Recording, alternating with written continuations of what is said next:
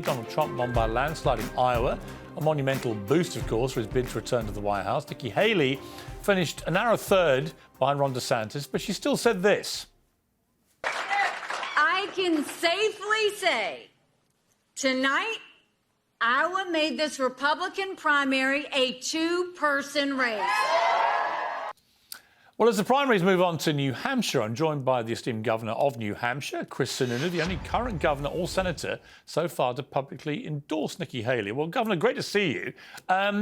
She seems very confident for someone who came third that it's a two-horse race with her in it.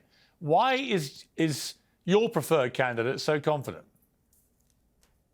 Because DeSantis left the building. I mean, Ron has left New Hampshire. He has no money. He has no staff. He's not even he's literally not competing here. He's just made an announcement a short time ago that he's going to South Carolina, Nikki's home state, so I'm not sure what he's thinking he's going to get there.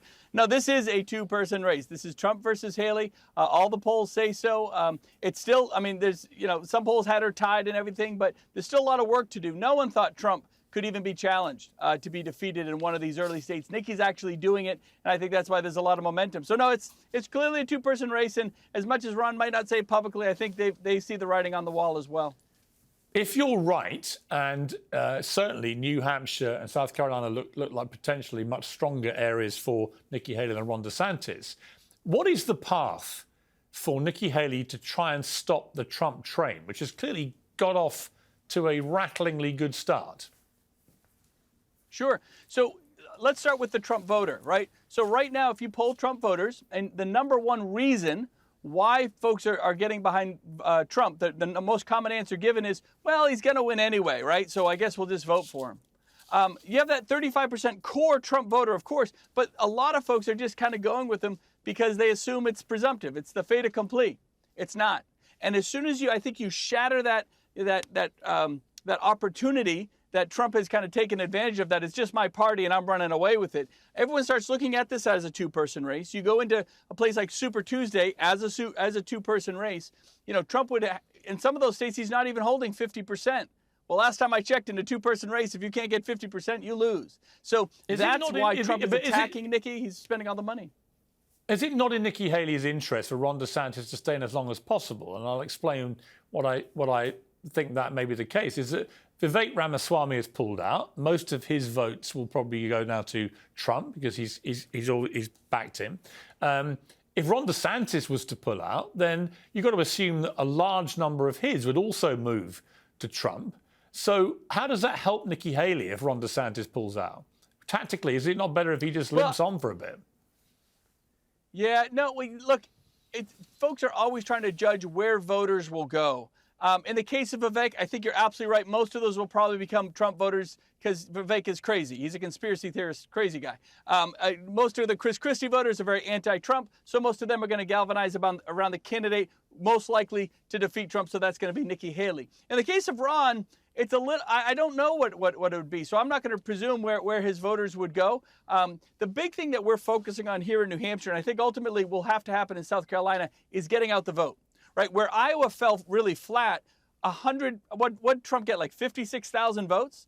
56,000 people out of over 3 million in Iowa dictated that Trump was going to be the nominee. Whereas in New Hampshire, again, we'll have a much higher voter turnout. So the higher the voter turnout, the more likely Nikki is to defeat Trump, right? Because every new vote that comes to the table is more likely to be with Nikki. So I don't think they're worrying more about the 4 or 5% of the DeSantis voters and where they go. It's about driving another 10 or 20% higher on the voter turnout, knowing that would definitely help. That never fares well for the incumbent. And that's effectively what Trump is. He's effectively an incumbent in this race as the former president. He almost tries to convince people he wasn't already president and didn't already get a lot of stuff not done. But that's the situation. So that's really where we're focusing a lot of our efforts.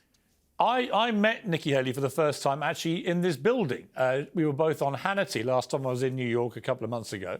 And we had a nice, long conversation. I was very impressed. She has a very nice way about her. She's very engaging, very smart, very charming.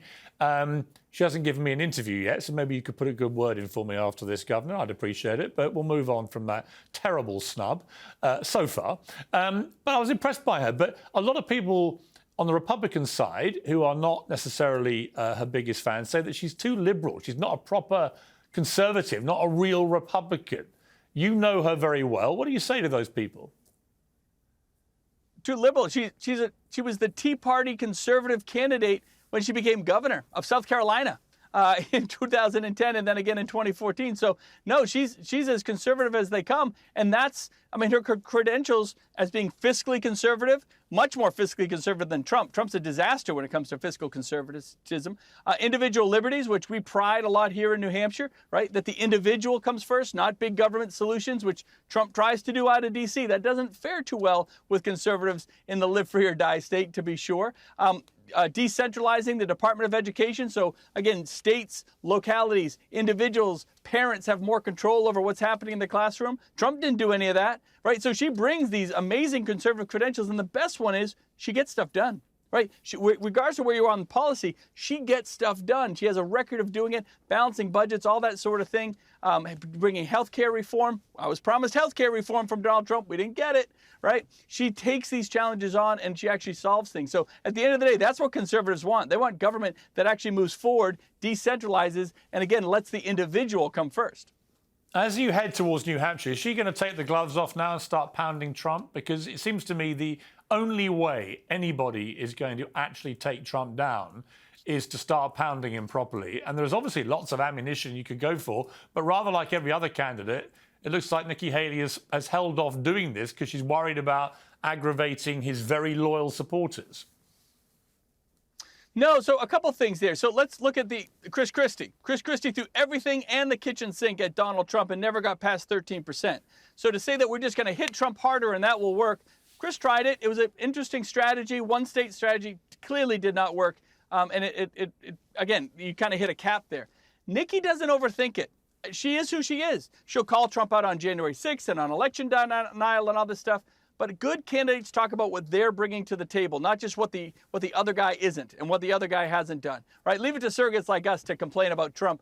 Nikki's all about herself, and she's happy to hit him. She's worked very closely with him for many, many years, right? But she understands that she wants to talk about what she's going to do to fix this country, the solutions she's going to bring, her experience internationally, unmatched. Trump can't match her experience internationally. Okay. He showed up at the meetings taking all the policy decisions from her and the Department of State. What she's done working with legislatures. So this is an amazing candidate with amazing credentials. And as you say, most importantly, she's just likable. She's super genuine. She's definitely likable. But what if she's so likable that she gets flatlined in New Hampshire, Trump barrels through and has another massive victory? Can you continue past that if that was to happen? Sure. Well, look, going to our home state of South Carolina, there's huge opportunities there. So in the first three states of Iowa, New Hampshire, and South Carolina, there's only one person that has to win all three, and that's Trump. He's the only one that has set the expectations that he's going to run away with it in all three states. So anything different than that, whether it's beating him or coming in a close second, that challenges that whole narrative, that presumption that's out there. So whether it happens in New Hampshire, I think it will, New Hampshire and South Carolina, that builds momentum in that two-person race, then you hit Super Tuesday, right? With a one-on-one race going into Super Tuesday, I think anything's on the table. Okay, and if you would tell Nikki Haley that I'm here tomorrow, we have a slot. If she fancies an interview, we'd happily take it. Governor Sununu, thank you very much. You bet. Thank you, buddy.